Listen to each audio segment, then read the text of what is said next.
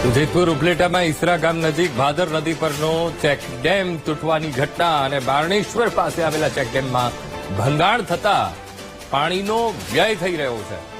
ઉપલેટાનું ઈસરા ગામ અને ત્યાં ભાદર નદી અને જેના પરનો ચેકડેમ તૂટવાની ઘટના બની છે. બારણેશ્વર પાસે આવેલો આ ચેકડેમ અને જ્યાં ભંગાણ પડતા પાણીનો વ્યય થઈ રહ્યો છે. આસપાસના ખેતરોમાં પાણી ભરાતા ખેડૂતોમાં ચિંતા પેઠી છે. તો ઉપલેટા નગરપાલિકાના પૂર્વ પ્રમુખે ગંભીર આક્ષેપ લગાવ્યા છે આ ચેકડેમ તૂટવાના મામલામાં. ખનીજ ચોરીના લીધે ડેમ તૂટ્યો હોવાનો દાનાભાઈ ચંદ્રવાડિયાએ આરોપ લગાવ્યો છે. હાઈકોર્ટમાં અરજી દાખલ કરાઈ હોવાનું પણ પૂર્વ પ્રમુખે જણાવ્યું. ખાણ ખનીજ વિભાગની બેદરકારીનો પણ આક્ષેપ લગાવ્યો છે. દુઃખદ વાત કરવા માંગુ છું.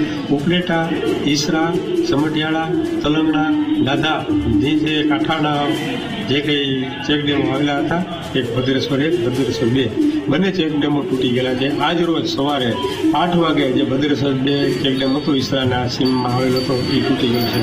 આ બાબતે મેં અગાઉ ખાણ ખનીજ વિભાગ, ઇરિગેશન વિભાગને અગાઉ રજૂઆત કરેલી હતી. આ બાબતે મેં હાઈકોર્ટમાં પીએલએ દાખલ કરેલી હતી. આજ એક કેસ પેન્ડિંગ છે.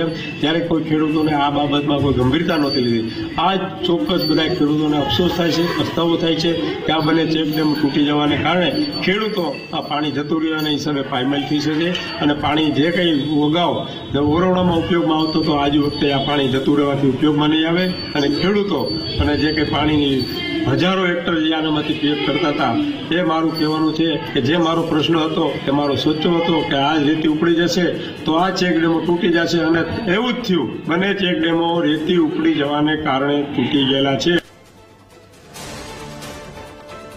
રાજકોટ